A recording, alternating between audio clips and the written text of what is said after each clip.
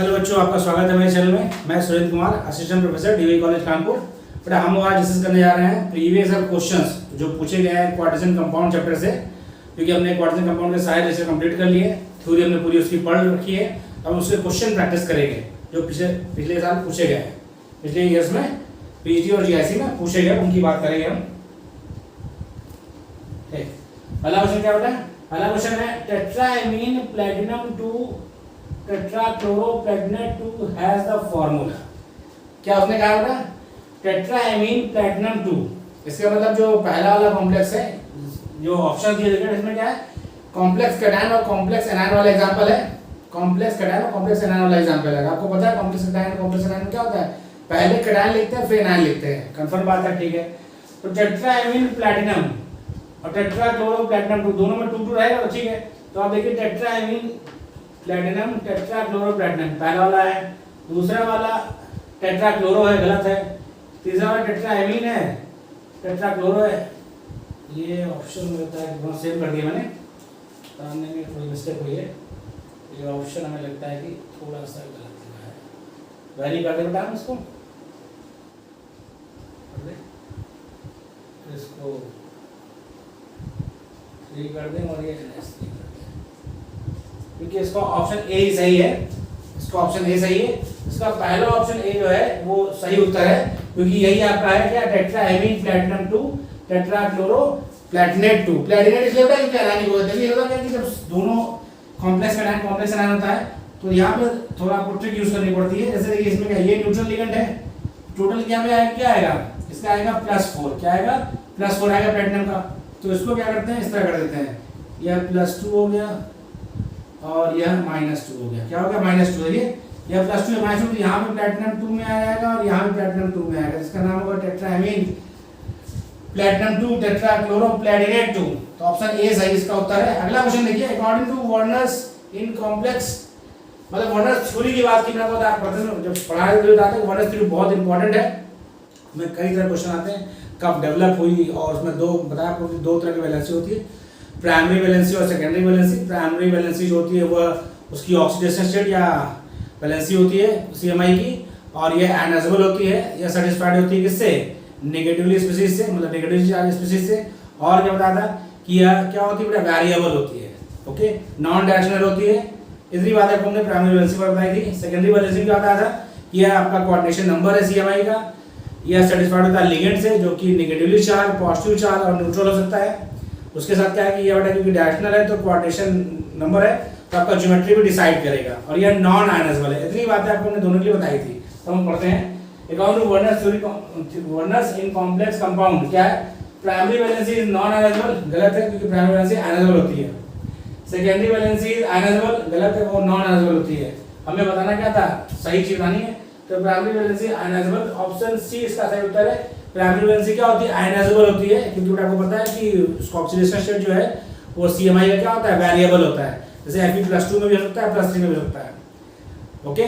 तो primary valency ionisable होती है और सेकेंडरी वैलेंसी नॉन आयनाइजेबल होती है। तो ऑप्शन ए इसका सही उत्तर है। आपको भी अच्छे से पता है कॉन्सेप्ट, तो आपने फटाक से कर लिया, समझ गया आपका।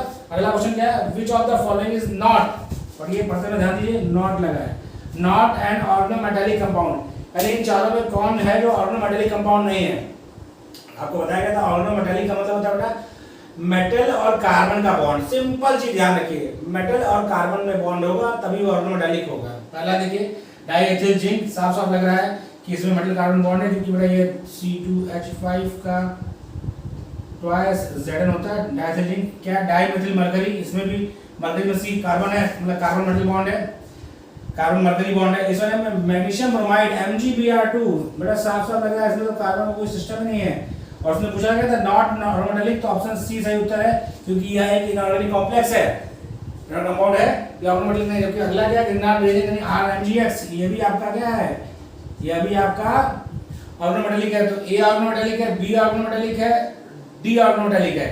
और पूछा था नॉट, तो सी वाला आपका क्या है, एक ऑर्गेनोमेटालिक कंपाउंड नहीं है। तो ऑप्शन सी क्वेश्चन नंबर 3 का सही उत्तर है। यह क्वेश्चन पूछा गया पीजी 2002 में, बड़ा ध्यान देखिए, 1 2 3 क्वेश्चन पूछा गया। पहले कम पूछा था, तो और ज्यादा पूछे आते हैं। तो 3 क्वेश्चन पूछा गया, और तीनों ऐसा कोई क्वेश्चन नहीं था जिसमें आपको समय लगे, बहुत आसानी से आपने कर लिया। 1 मिनट 3 क्वेश्चन हो जाएंगे यदि आपने तैयारी अच्छे से कर रखी है। कोऑर्डिनेशन कंपाउंड रिसर्च पढ़ रखा है, तो 1 मिनट से कम लगेगा तीनों क्वेश्चन करने में, इवन बबल कलर भी आपका 1 मिनट के अंदर हो जाएगा। अगला क्वेश्चन देखते हैं, ये क्वेश्चन पीजी 2004 का है। क्या क्वेश्चन बेटा, which one of the following complex has effective atomic number different from rest of the 3? मतलब पूछ रहा है कि आपका 4 दे रखा ऑप्शन, उनमें से एक ऐसा कौन है जिसका जो इफेक्टिव एटॉमिक नंबर यानी EN जो है इफेक्टिव एटॉमिक नंबर रेस्ट 3 से अलग है। पहले हम कॉम्प्लेक्स देख लें बेटा। देखिए आपका पहला Fe का है, दूसरा CO का है, तीसरा Ni का, चौथा PTF प्लैटिनम का है।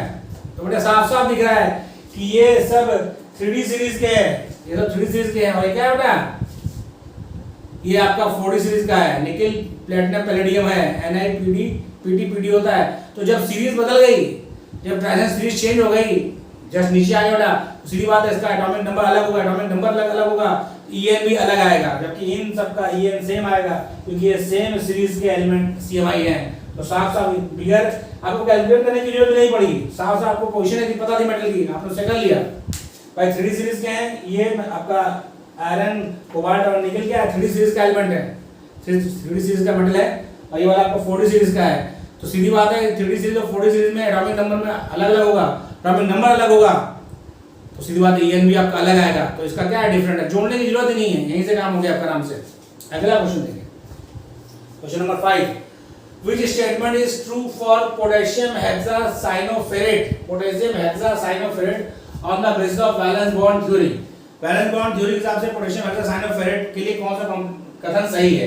देखिए पूछा क्या है इसमें, ट्रू, सही कथन को बताना बेटा। तो पहले इसको बना लीजिए, पोटेशियम हेक्सासाइनोफेरेट, पोटेशियम पहले बनाइए कि हेक्सासाइनोफेरेट, तो हेक्सा मतलब कि फेरेट है तो Fe है, हेक्सा मतलब CN6 है, ओके।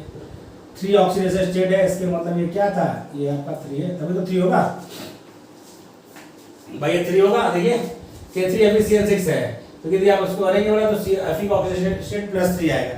यदि आपका यह Fe पोटेशियम हेक्सासाइनोफेरेट 2 होता तो यहाँ 4 आता, क्योंकि हमें ओवरऑल इस पर ऑक्सीडेशन स्टेट क्या चाहिए, 3 चाहिए। आप देख लीजिए भाई, एक्स्ट्रा करेंगे तो 3 × +1 पोटेशियम का +1 होता है, और इसका -1 होता है 6 × -1 तो -3 आएगा, 0 गुस्सा जाएगा तो +3 हो जाएगा। ठीक, अब हम बात करते हैं इसकी, यानी यहाँ पर Fe किस स्टेट में है, Fe आपका है +3 स्टेट में, इससे बात होती है। Fe किस में +3 है, +3 का मतलब क्या हुआ, +3 का मतलब हुआ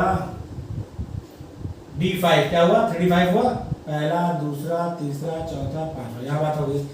Cn बेटा क्या है, स्ट्रॉन्ग फील्ड लिगेंड है, तो इनर आउटर कॉम्प्लेक्स बनाएगा। ठीक है, पेयरिंग करा दो, तो ये बेटा पेयरिंग भी करेगा ये, तभी आपका एक अनपेयर्ड रह जाएगा, एक अनपेयर्ड रह जाएगा, एक अनपेयर्ड रह जाएगा, तो ट्रू बताना था, तो it is parametric, it is क्या, पैरामेट्रिक।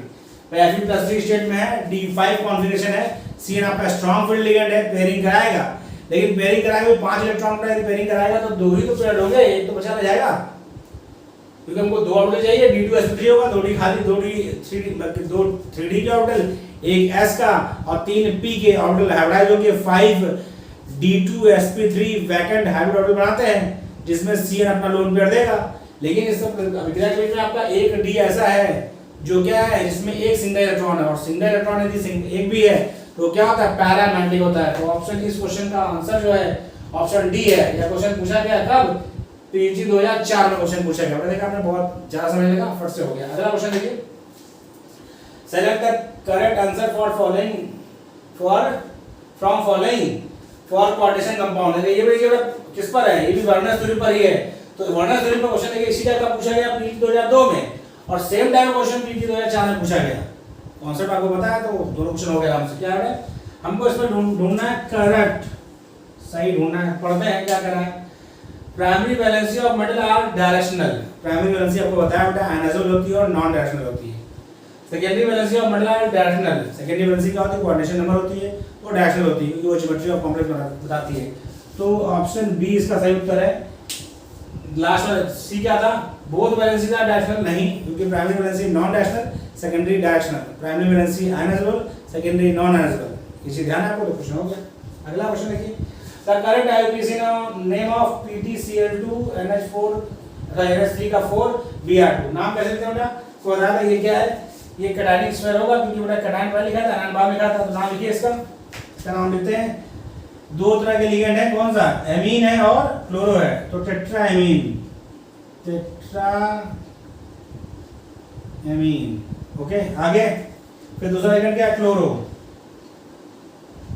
क्लोरो।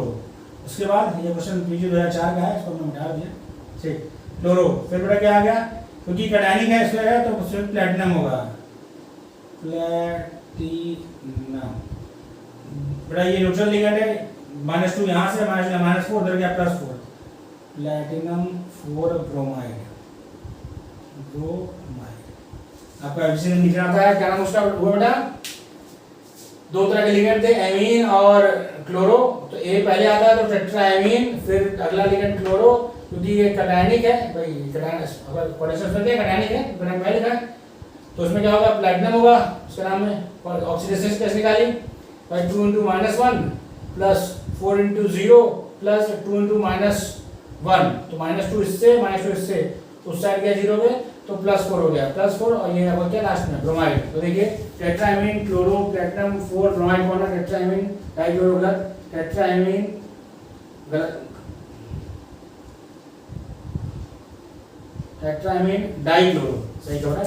ये ऐसे चूक होती है, दो क्लोरो था ना, डाइक्लोरो लिखना था, ठीक है सही है, tetraammine dichloro platinum 4 bromide, option A सही उत्तर है, ठीक है। ये ध्यान रखिए, दो है ना बेटा, तो इसका रेपिटेशन इंडिकेट करना था, तो टेट्राएमीन डाइक्लोरो, टेट्राएमीन डाइक्लोरो, क्योंकि हमने एमीन का तो रेपिटेशन इंडिकेट कर दिया, लेकिन दो क्लोरीन था उसका रेपिटेशन इंडिकेट करना भूल गए थे, इसीलिए ऑप्शन मैच नहीं कर रहा था।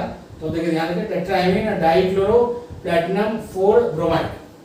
तो आपका बहुत आसानी से बेटा हो गया सातों क्वेश्चन, आपने देखा बहुत कम समय लगा, हमें लगता है सातों क्वेश्चन करने में। यदि आपको अच्छे से तैयारी है तो ज़्यादा से ज़्यादा लगेगा, 3 से 3 मिनट लगेगा, इजीली हो जाएंगे, क्योंकि इसमें ज़्यादा वो नहीं रहता कि आपको कैलकुलेशन करना है, गुणा भाग करना है, ऐसा नहीं रहता है, इजीली हो जाता है। इसे कॉपी कर लीजिए, फिर अगला क्वेश्चन नंबर 8 हम लोग डिस्कस करेंगे, कॉपी कर लीजिए।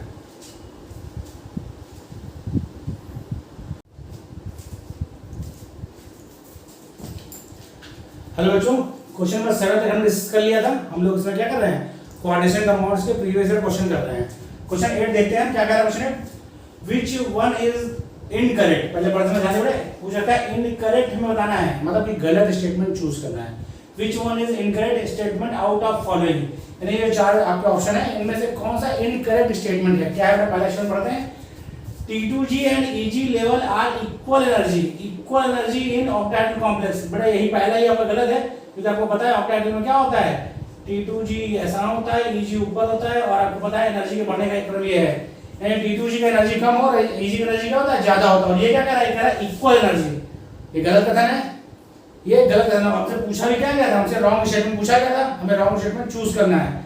तो ऑप्शन ए जो है वो क्या है, वो इस क्वेश्चन के लिए सही है, क्योंकि यही एक रॉन्ग स्टेटमेंट है। बाकी एक बार चाहे तो आप प्रश्न कर सकते हैं।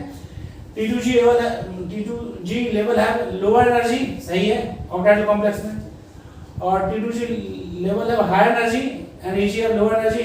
टेट्राहेड्रल में क्या होता है, रिवर्स हो जाता है, EG नीचे आएगा, T2G ऊपर जाएगा, तो टेट्राहेड्रल में T2G का एनर्जी ज्यादा होता है और ऑक्टाहेड्रल में EG का एनर्जी ज्यादा होता है। Energy gap between two level is denoted as 10 dQ। आपको पता है डेल्टा जो आपका होता है वो 10 dQ के बराबर होता है।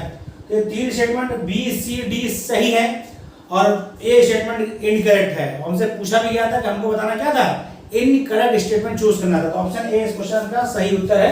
आगे बात करते हैं। यह क्वेश्चन पूछा गया क्या बेटा, यह क्वेश्चन पीटी 2004 में पूछा गया। अगला क्वेश्चन देखते हैं क्या है, Which type of complex does not exhibit optical activity, यानी ऑप्टिकल एक्टिविटी कौन शो नहीं करेगा। यह क्वेश्चन का देखिए पीटी 2004 का ये भी क्वेश्चन है, ऑप्टिकल एक्टिविटी शो नहीं करेगा। हम पहला लेते हैं, पहला कॉम्प्लेक्स देखिए Ma2 B2 C2, आपको बताया था यह शो करता है क्या, सिस वाला जो होता है वह ऑप्टिकल एक्टिविटी शो करता है। तो ये हमारा आंसर पूछा क्या था, डज नॉट, ये शो करता है, तो हमारा आंसर नहीं है। ऑप्शन बी देखिए Ma3 टाइप, ये भी शो करता है। Ma4 चारों के चारों सेम लिगेंड हो तो बेटा क्या है, इसमें क्या है, प्लेनरिटी है और इस एसिमेट्रिक नहीं है, तो आपका यही ऑप्शन सी होगा, क्योंकि चारों के चारों सेम लिगेंड है।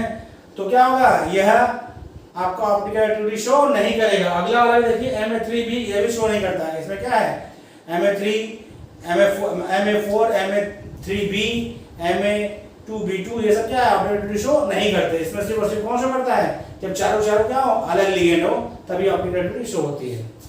ये शो करता है। ये 15 आइसोमर होता है, जैसे 15 के 15 M A B C D E F 15 GI है और 15 के 15 क्या होता है ऑप्टिकली एक्टिव होते हैं। तो आपका ऑप्शन सी जो है इस क्वेश्चन का सही उत्तर है। ये क्वेश्चन कब पूछा गया पीटी 2004 में। अगला क्वेश्चन देखिए इन K3FeCN6 valency of Fe is, पता है वैलेंसी क्या होती है, पता है वैलेंसी क्या है प्राइमरी वैलेंसी। जो भाई जो वैलेंस वर्नर थ्योरी ने कहा दो होती है आपकी, जो आपका नंबर होगा यहाँ पर काउंटर आयन का जो वैलेंसी होगा, जितने काउंटर आयन होंगे वो उसकी वैलेंसी होगी। तो यानी कि हर जितना उसका ऑक्सीडेशन स्टेट होगा वो उसकी वैलेंसी होगी। तो ऑक्सीडेशन स्टेट निकाल लीजिए आप, क्या है भाई K का 1 होता है तो 3 × +1 Fe का हमको निकालना है ऑक्सीडेशन स्टेट, क्योंकि ऑक्सीडेशन स्टेट और वैलेंसी दोनों सेम होती है यहाँ पर फिलहाल क्वाड्रेटिक कंपाउंड में। और Cn का क्या होता है, Cn का होता है -1, 6 है Cn, सब मिला के 0 होगा तो x +3 आएगा, यानी Fe की वैलेंसी 3 है। ऑप्शन देखिए 3 कहाँ है, ऑप्शन डी इस क्वेश्चन का सही उत्तर है, क्योंकि CMI का जो ऑक्सीडेशन स्टेट होता है वही उसकी क्या होती है वैलेंसी होती है। ऑक्सीडेशन स्टेट जो है पॉजिटिव या नेगेटिव होगा, लेकिन वैलेंसी क्या है उसमें साइन नहीं होता है, तो वो होती है उसके बराबर है। तो ऑक्सीडेशन स्टेट हमने निकाल लिया तो उसकी वैलेंसी कंफर्म हो गई। ऑक्सीडेशन स्टेट इसका +3 है तो वैलेंसी भी इसकी क्या है 3 है। ओके अगला क्वेश्चन देखते हैं। यह क्वेश्चन पूछा कब गया था, यह क्वेश्चन PG 2006 का क्वेश्चन है। कब का क्वेश्चन है PG 2006 का। अगला क्वेश्चन देखते हैं which one has highest parametrism, highest parameters हमें चूज करना है बेटा किसमें, इन सब में। तो हाईएस्ट पैरामीटर्स का मतलब बेटा जिसके पास सबसे ज्यादा अनपेयर्ड इलेक्ट्रॉन होंगे वह उतना ज्यादा पैरामीटर शो करेगा। तो हम देख लेते हैं इसमें किसमें होंगे। बेटा इसे कॉपी कर लिया, इसे कॉपी कर लिया, इसमें हमें थोड़ा सॉल्व करना होगा। उसे इसकी सॉल्व ले लिया इसका, फिर हम सॉल्व करें इसे। हो गया। क्या क्या दे रखा है हमें दे रखा है कोबाल्ट 6 है और प्लस इसमें है, तो ये ऑक्सीडेशन स्टेट हमें लगता है देखिए +3 होना चाहिए। ठीक, बिल्डिंग मिस्टेक हो गया होगा। तो कोबाल्ट यहाँ पहले वाले में +3 में है। कोबाल्ट का क्या होता है, कोबाल्ट होता है 3d7 4s2 होता है कोबाल्ट का, +3 में है, यानी 3d6 है, 3d6 है। तो आप इसको फटाक से बना लीजिए, पहला दूसरा तीसरा चौथा पांचवा छठा 6 है, 4 इलेक्ट्रॉन है, क्योंकि H2O क्या है वीक फील्ड लिगेंड है, तो n नंबर ऑफ इलेक्ट्रॉन कितने होंगे इसमें 4 होंगे। अगला देखिए Fe +2 में है, Fe आपका +2 में होगा तो भी क्या होगा 3d6 होगा। यहाँ भी H2O लिगेंड है तो इसके पास भी अनपेयर्ड इलेक्ट्रॉन कितने होंगे, n = 4 होंगे। अगला देखते हैं COH2O6 2+, CO की बात करें, CO +2 में होगा तो 3d7 होगा, 3d7 होगा तो पहला दूसरा तीसरा चौथा पांचवा छठा और सातवां, यहाँ पे n = 3 होगा। अगला क्वेश्चन ZnH2O6 2+, Zn +2 तो 3d10 होगा। तो यहाँ पे क्या होगा बेटा, यहाँ आपका होगा पहला दूसरा तीसरा चौथा पांचवा छठा सातवां आठवां नौवां 10वां। ओके ये है। हमको उम्मीद है कि क्वेश्चन जो है प्रिंटिंग मिस्टेक हो रही है। देखिए दोनों का सेम आ गया, दोनों का सेम होगा नहीं, दोनों का सेम होगा नहीं, तो ये आपका हो सकता हो +3 रहा हो, +3 रहा हो, ये +3 होगा। मैं इसलिए कह रहा हूँ +3 रहेगी, वहाँ आप निकालेंगे दोनों का सेम आ गया तो ऑप्शन तो होगा नहीं। तो या तो क्वेश्चन आपका क्या होगा, या तो जो कमीशन को क्लेम करेंगे तो कमीशन उसे क्या कर देगा, क्वेश्चन को हटा देगा, या बोथ ऑप्शन ए और बी कर देगा। हम फिलहाल ये मान चलते हैं कि इसमें +3 रहा होगा। अब तो मैटर समझ में आ गया, ये n = 0 है, क्योंकि दोनों में चाचा इलेक्ट्रॉन है तो ये चीज़ तो सही होगी नहीं। लेकिन इसको +3 कर दें, अभी +3 ये 5 हो जाएगा, तब इलेक्ट्रॉन की संख्या क्या हो जाएगी 5 हो जाएगी। क्या हो जाएगी 5 हो जाएगी। ऐसा क्यों किया बेटा, क्योंकि मैंने बोला कभी होता है कि आयोग में क्वेश्चन गलत प्रिंट हो जाता है, तो जब क्लेम करते हैं आप तो क्लेम करने के बाद क्या होता है कि बोथ ए एंड बी सही कर दिया जाता है या फिर क्वेश्चन को हटा दिया जाता है। तो हमने फिलहाल आपको करके दिखा दिया था जो ऑप्शन क्वेश्चन दे रखा है, उसको फिर हमने थोड़ा चेंज किया, इसको हमने +3 कर दिया। अब इसमें 5 इलेक्ट्रॉन है, उस केस में ये क्वेश्चन सही होगा कब, जब इसको ऑक्सीडेशन स्टेट हम +2 से +3 करेंगे। यानी क्वेश्चन होता है, क्योंकि हम लोगों ने बड़ा इसको लेते हैं मार्केट में बुक आती है शिल्पी वगैरह की पब्लिकेशन की, वो भी अपना क्वेश्चन टाइप करता है, तो टाइपिंग मिस्टेक मान के हम इसको कर रहे हैं, क्योंकि Fe +3 में भी एग्जिस्ट करता है, स्टेबल ज़्यादा होता है +3 वाला, इसलिए हमने माना कि हो सकता है आपने लिखने में गलती की हो, प्रिंटिंग मिस्टेक रहा बुक में, ओके। अदरवाइज नहीं होगा तो बोथ ए एंड बी सही होगा, ठीक, बोथ ए एंड बी सही होगा। आगे बात करते हैं हम, बोथ ए एंड बी कोई ऑप्शन था नहीं, ओके बेटा। आगे बात करते हैं, अगला क्वेश्चन देखिए, IUPAC name of coordination complex PT_NH3Cl4, इसका आपको नाम लिखना है। थोड़ा देखिए साफ साफ दिख रहा है, ये कैटायन है, ये एनायन, आपको बताया था। पहले आप इसका नाम लिखेंगे, पहले लिखेंगे सबसे पहले कैटायन का नाम। तो कैटायन में क्या है, कैटायन का नाम लिखने से पहले आप क्या ध्यान देंगे, क्योंकि कॉम्प्लेक्स कैटायन है तो पहले लिगेंड का नाम लिखते हैं। क्या नाम होगा इसका, इसका नाम होगा हेक्सामीन। फिर इसका पॉजिटिव मतलब कैटायन स्फीयर है तो नाम ऐसा होगा प्लैटिनम, प्लैटिनम। और उसके ऑक्सीजन स्टेट क्या होगी 4 और क्लोराइड। अब नाम देखिए कहाँ मैच करता है, हेक्सामीन प्लैटिनम 4 क्लोराइड, पहला ऑप्शन मैच कर गया, हेक्सामीन प्लैटिनम 4 क्लोराइड। बाकी जो है तीनों ऑप्शन गलत है। सही पूछा था आईयूपीएसी नाम इसका, बहुत आसान था। कितना सेकंड लगा होगा, 10 से 12 सेकंड, क्वेश्चन हो गया। अगला क्वेश्चन देखिए, number 1 proton in K4FeCN6 is, कैसे कॉपी कर लिया आपने, समझ लिया इसको। तो K4FeCN6 से पूछ रखा है, तो देखिए इसका में क्या करना है, K4FeCN6 इसका आप ऑक्सीडेशन स्टेट निकाल लीजिए, साफ साफ दिख रहा है इसमें। Fe किसमें होगा हमें निकालना, मान लीजिए तो 4 × +1, भाई पोटेशियम का +1 होता है, Fe हमको नहीं पता है, साइनाइड का -1 होता है, 6 × -1 सब मिला के 0, x² क्या आएगा +2 आएगा। +2 यानी Fe +2 स्टेट में है, +2 में क्या होगा बोलो, इसका होता है 3d6 4s2, +2 में क्या हो जाएगा, +2 में 6 हो जाएगा। पहला, दूसरा, तीसरा, चौथा, पांचवा, छठा ये होगा। लेकिन लिगेंड देखें, लिगेंड हमारा क्या है, साइनाइड लिगेंड है, क्या करा देगा, CN क्या है बेटा, SFL है, स्ट्रॉन्ग फील्ड लिगेंड है, तो क्या कराएगा क्रॉस पेयरिंग हो जाएगी। आपको पता है मैं लिख दे रहा हूँ, पेयरिंग कर देगा तो क्या हो जाएगा, पेयरिंग कर देगा पहला, दूसरा, तीसरा, चौथा, पांचवा, छठा, क्योंकि उसको क्या इनर ऑर्बिटल कॉम्प्लेक्स बनाएगा। क्या बना बेटा, इनर ऑर्बिटल कॉम्प्लेक्स। इसका ऑर्बिटल क्या है, इसका ऑर्बिटल है D2sp3, यह एक इनर ऑर्बिटल कॉम्प्लेक्स है। तो जो पेयर कर दिया तो नंबर ऑफ पेयर कितना हो गया 0, क्योंकि जो लोन पेयर लिगेंड देगा वो भी पेयर में देगा, और यहाँ पर स्ट्रॉन्ग फील्ड लिगेंड होने की वजह से इसने क्या किया, इसने दोनों इलेक्ट्रॉन को पेयर अप कर दिया।